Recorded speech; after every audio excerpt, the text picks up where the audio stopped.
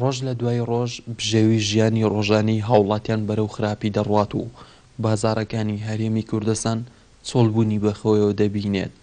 بەشێک لە هاوڵاتیانی قەزای بەردەڕەش داوای چارەسەرکردنی کێشەکان دەکەن.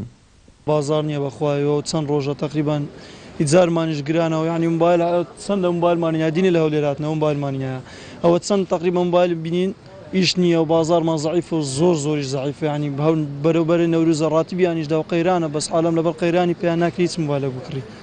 داواکاریمانەوەیە پێک بێن و قەیران نەمینێ و عەزەکەین قەیران نەمینێ. ینی بەڵێ کوردستان ئێستا بە وەزعێکی نالەباری سیاسیدا دەڕوە، وەک دەبینی بەهۆی دواکەوتنی معاش و کەمی پار و موچەوە بێبازاری پەیدا بووە لە هەرێمی کوردستان، کەمەش زیاتر لە سەرچینی هەژاران دیاری دەدا. لایەنە سیاسەکانی هەرێمی کوردستان بەردەوام لە کۆبوونەوەدان و بۆ چارەسەرکردنی باردۆخی ژیانی هاوڵاتیان، بەڵام تا ئێستا ئەم کۆبوونەوانە نەبوونە هۆی چارەسەرکردنی باردۆخی ژیانیان. قەیران و ئەو ئۆزمەی سیاسی کەوا دروست بووە لە ڕاستیدا لە هەرێمی خۆمان سیر دەکەی لە 2013 تاوەکو ئێستا هەوڵێکی جدی نەدراوە لە پێناو کپکردنەوەی ئەو قەیرانە بەناوەی کەوا دروستکراوە لەلایەن لایەنە سیاسیەکانەوە.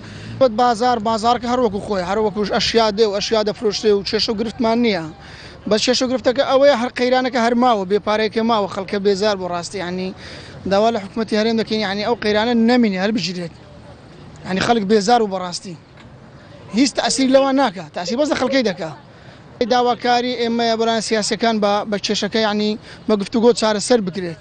ئەوە لە خەمی خۆیان نییە، لە خەمی خۆیانە بۆ داهاتی هەرێم لە خۆیان تەوزیەکەن دابش بکەن، لە خەمی ئەوەی نینە فەقیر و هەژار نانی نییە بخوا کرێی پێ نادرێت، نەخۆشە ناو دەچی دەمرێت، ئەو ڕۆ ئاگادار بم نەخۆشێک مرد بخوا لە بێپارەیی.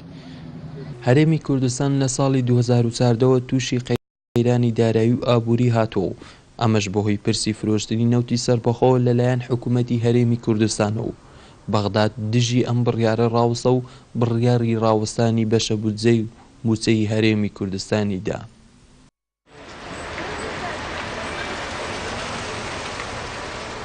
محەممەد جەلیل، کەناڵی بادینە سات.